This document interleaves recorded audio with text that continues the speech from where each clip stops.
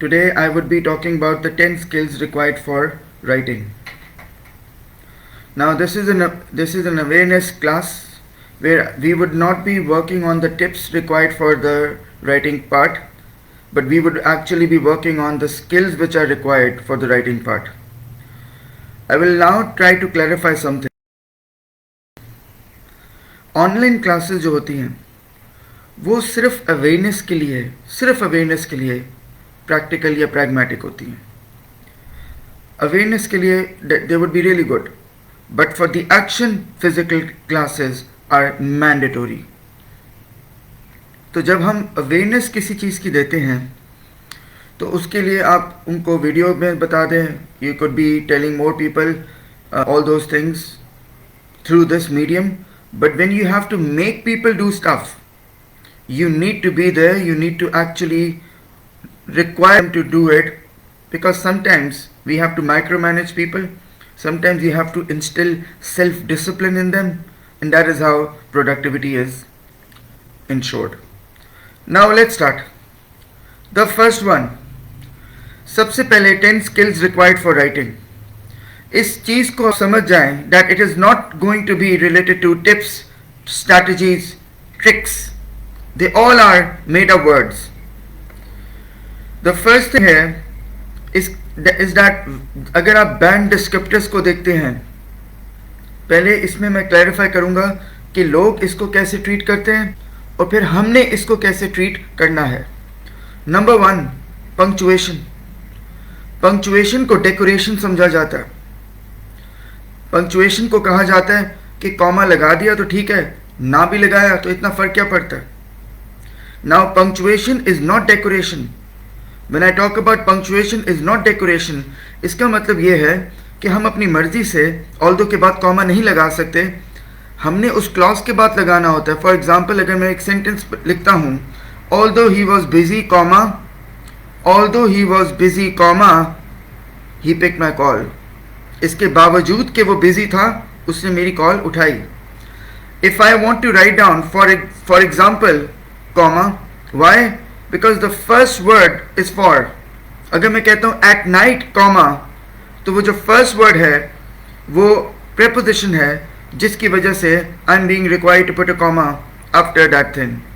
Now here you need to understand that if you're going to spread the awareness and you're going to tell people, you are going to explicitly tell them कि band descriptors के अंदर लिखा हुआ है punctuation तकरीबन 4 बार. तो ये कोई डेकोरेशन नहीं होती. Punctuation is not decoration. इसके जो रूल्स होते हैं कॉमास के या फिर कैपिटलाइजेशन के और other rules, they are to be followed, they need to be followed, otherwise you will lose marks.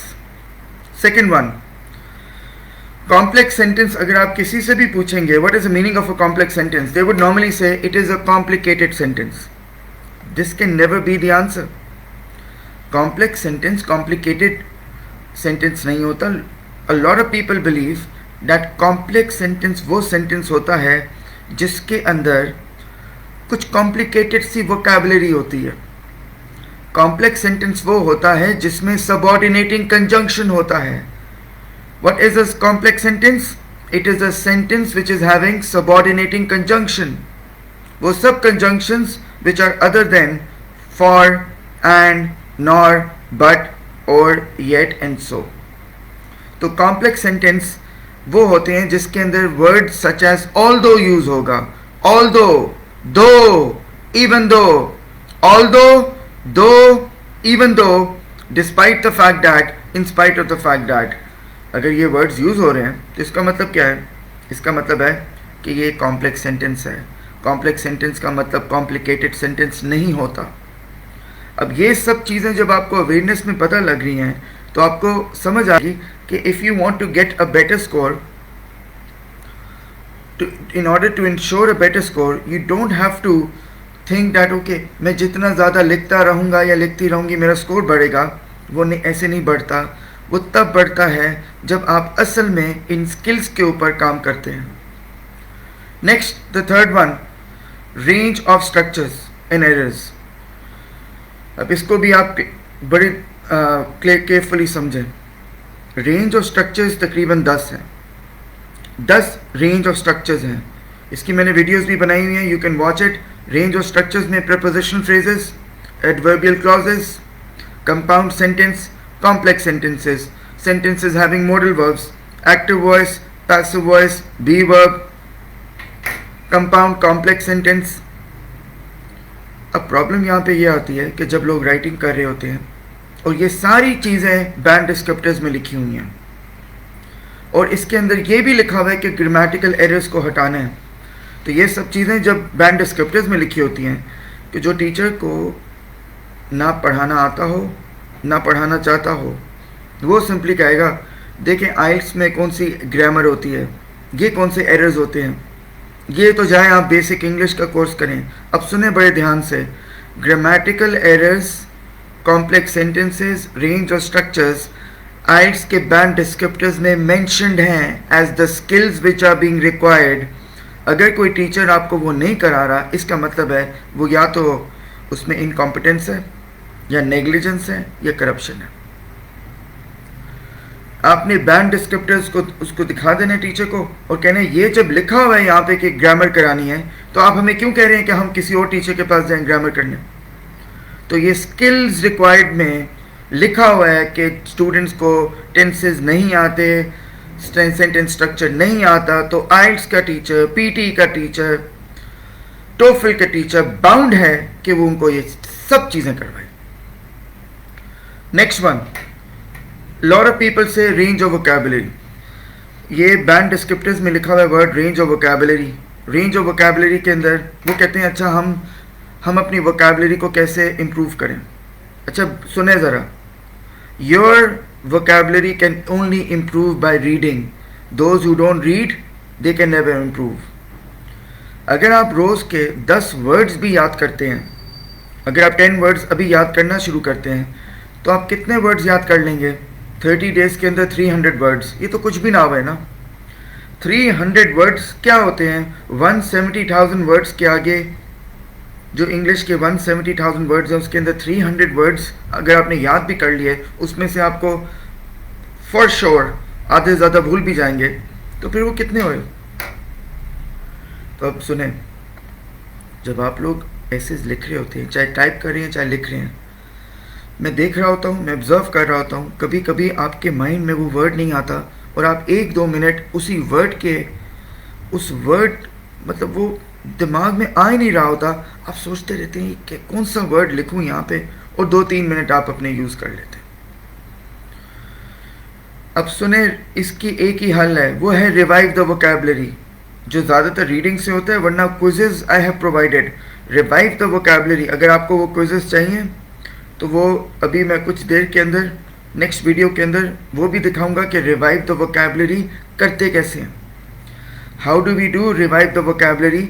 हम एक क्विज़ खोलते हैं, उस क्विज़ को खोलने के बाद हम ये देखते हैं कि उस क्विज़ के अंदर जो वर्ड्स हमें आते थे वो हम लिख लेते हैं, वो वर्ड्स नहीं जो हमें नहीं आते थे, जो words the words which we knew हम उसको लिख देते हैं कि इतने सालों की जो वोकैबुलरी हमारी, इतने सालों की जो वोकैबुलरी हमने डेवलप की हुई थी, वो जो रिजर्व्स में पड़ी हुई थी, उसको हम वापस कर लें, उसको एक्टिव कर लें, इनएक्टिव से एक्टिवेट कर लें. तो उसके लिए वो सब quizzes are provided. In the next video I would also be talking about how do we revive the vocabulary. Next one, spelling. बहुत से स्टूडेंट्स उनके जेन्युइन कंसर्न्स होते हैं, उनको प्रॉब्लम ये करवाई जाती है कि प्रॉब्लम ये होती है उनके साथ कि उनकी स्पेलिंग के अंदर हर सेंटेंस में 2 या 3 बार गलतियाँ होती हैं. ये मैंने अपने बाकी वीडियोस में भी बताया था. पूरी दुनिया में नहीं, सिर्फ पाकिस्तान के अंदर भी स्पेलिंग बी कॉम्पिटिशन्स होते हैं. If you want someone to improve the spelling, you need to make that person engage in spelling bee. आपको जितना भी मुश्किल वर्ड है, जैसे एक वर्ड है मैं क्लास के अंदर बोलता हूँ लजानिया, तो अगर आप आंखें बंद करें, close your eyes and you say the word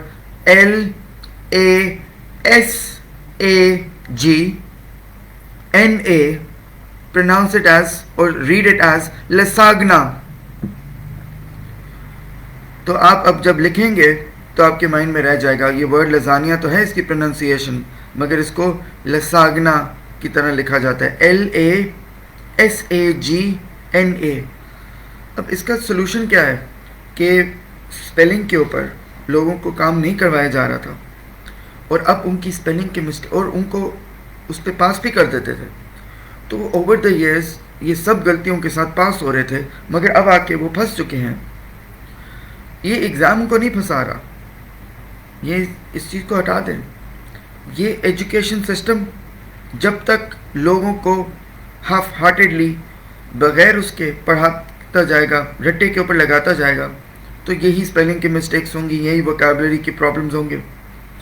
तो फिर उनको ये करना पड़ेगा कि एवरी सिंगल डे एक जो अखबार होती है ना, उसका कोई भी आर्टिकल वो जब पढ़ते हैं तो उनको उसी को कॉपी पेस्ट करना है वर्ड फॉर वर्ड। इससे उनकी स्पेलिंग मिस्टेक्स कम होना शुरू हो जाती हैं। But it is a gradual process. ऐसा नहीं है कि वो अभी अब करेंगे और एकदम से वो ठीक हो जाएगा, ये एक ग्रेजुअल प्रोसेस है। Next one, linking devices. Linking devices को पूरी तरीके से इग्नोर किया जाता है, जबकि वो तकरीबन 7 टाइम्स आपकी राइटिंग बैंड डिस्क्रिप्टर्स में मेंशन्ड हैं, और इसका बड़ा सिंपल सा होता है। I tell you now which I normally do in the classroom. ये वर्ड है ना, बट येट, इसके सिमिलर वर्ड्स हैं however, nevertheless, nonetheless, still. So के सिमिलर वर्ड्स हैं thus, therefore, hence, consequently। and के सिमिलर वर्ड्स हैं moreover, furthermore, also, in addition to this। तो ये जब आप लिख रहे होते हैं, अगर आपने सो लिख दिया था तो उसको अरेज करके, क्योंकि एग्ज़ाम पेंसिल से होता है, अरेज करके, या अगर आप टाइपिंग कर रहे हैं तो वो जो सो लिखा हुआ था जितनी बार भी लिखा होता है उसको 10 बनाएं, एक बार therefore बनाएं, एंड में करेक्शन के वक्त। जो एंड लिखा हुआ है उसको मोरओवर बनाएं, जो बट लिखा हुआ है उसको हाउएवर बनाएं, और आपका स्कोर लिंकिंग डिवाइसेस का एकदम से जंप करता है। Another thing, paragraphing. Paragraphing has been mentioned 7 times. Those people who know about these strategies would know कि आपने अपना ओपिनियन जो है वो इंट्रोडक्शन में भी देना होता है और कंक्लूजन में भी देना होता है। कोई ऐसी चीज़ नहीं है ओपिनियन बेस्ड ऐसे, गलत लोगों को गाइड करते हैं। सब एसेस के अंदर ओपिनियन देना होता है। कभी ओपिनियन ये होता है I agree with the statement, कभी ओपिनियन ये होता है कि there are some causes but there are also some solutions. तो जो स्ट्रैटेजी होती है वो इंट्रोडक्शन की, that is paraphrase, opinion, points. Paraphrase, opinion and the main points which you will discuss later in the body paragraph। और body paragraph का strategy होता है PES, if you remember, present, extend, support। if you want to make it less complicated तो आप simply कह सकते हैं present, support। main idea लिखने के बाद एकदम से example दे दें, main idea लिखने के बाद एकदम से example दे दें, and then conclusion is the restatement of the introduction। conclusion is the restatement of the introduction। then the format of the essays। format के अंदर लोगों को format नहीं याद रहता, very troublesome। format के अंदर 5 types of essays हैं, but this अगर आप क्लास आपकी वो क्लास हो चुकी है, if you know or if you have that idea, I'm not making it up। जो मेरे स्टूडेंट्स रह चुके हैं वो आपको यहाँ पे कमेंट बॉक्स में वेरीफाई करेंगे। मुझे ये बात एक क्लास के अंदर 50 बार बोलनी पड़ती है स्टूडेंट्स के दिमाग में डालने के लिए, और इतना ऊंचा बोलना पड़ता है कि मेरा गला खराब हो जाता है। So the 5 types of essays are hybrid, first one which is a combination of 2 questions partially, the second one discuss both views, one benefit of the first view, one benefit of the second view. अब next video के अंदर मैं वो format को भी आपके साथ share करूंगा। Third one, you either completely agree और डिसएग्री। प्रॉब्लम कॉज सोल्यूशन कैसे होता है, cause plus solution, cause plus solution, and then advantages and disadvantages. इसके अंदर थोड़ी सी 1 या 2 और वेरिएशंस आ जाते हैं, मगर यही बेसिकली 5 टाइप्स ऑफ एसेज हैं जिसके बारे में आपको पता होना चाहिए that this is the format of the essay. मगर फॉर्मेट का प्रॉब्लम यहाँ पे यह आता है कि लोगों को टेम्पलेट दे दिया जाता है, और टेम्पलेट देने के बाद उनको बताया जाता है कि ये आपका टेम्पलेट है, इसके अंदर आपने एक लाइन एक पूरा ऐसे लिख दिया है, ये वर्ड चेंज होगा तो आपने ये लिख देना है, ये वर्ड चेंज होगा तो आप लिख देना है। वो सारे फेल हो जाते हैं, क्योंकि बैंड डिस्क्रिप्टर्स में लिखा हुआ है do not put a memorised essay, do not put a memorised essay. Please सुन लें, आप जितना गंदा जितना बुरा लिख दें कोई फ़र्क नहीं पड़ता, आपके ओरिजिनल आइडियाज़ को वो देख रहे हैं। तो उस ओरिजिनल आइडियाज़ के लिए अगर किसी ने आपको टेम्पलेट दिया तो आप बेसिकली 100% फेल होंगे। टेम्पलेट नहीं यूज़ करना, उसमें लिखा हुआ है बैंड डिस्क्रिप्टर्स के अंदर do no memorized essays, no memorized essays. And then ideas, you have to go to certain websites. एक मैं आपको बता रहा हूँ जिसमें काफ़ी अच्छे और विद गुड वोकेबुलरी कुछ लिखे हुए हैं, वो मेरी कोई वेबसाइट नहीं है, it is howtodoielts.com, you can go there. उसके अंदर आप 50, 60, 70, 80, 100 प्लस सैम्पल एसेस अगर आपने पढ़े होंगे तो आप एग्ज़ाम में पास होंगे। और ये मैं क्लास में कराता हूँ, लोग एक ऐसे जो है ना 3 मिनट में पढ़ लेते हैं, फिर वो कहते हैं 100 कैसे पढ़ें। 100 को 3 से मल्टीप्लाई करें, 100 को 3 से मल्टीप्लाई करें, क्या होगा 300 मिनट्स। अपने आप को धोखा देना छोड़ दें और दूसरे को भी अलाउ ना करें आपको धोखा दें। दिस ऑल इज़ हैपनिंग क्योंकि हम शॉर्टकट्स के ऊपर चल रहे हैं। हमने जिस लिया कि ये कोई शॉर्टकट्स नहीं है, हमें कोई भी धोखा नहीं दे सकेगा। हमने अपने माइंडसेट को, अपनी बॉडी को, अपने ब्रेन को प्रिपेयर करना है कि हमने 12 से 14 घंटे आज के बाद ज़िंदगी में हमेशा काम करना है।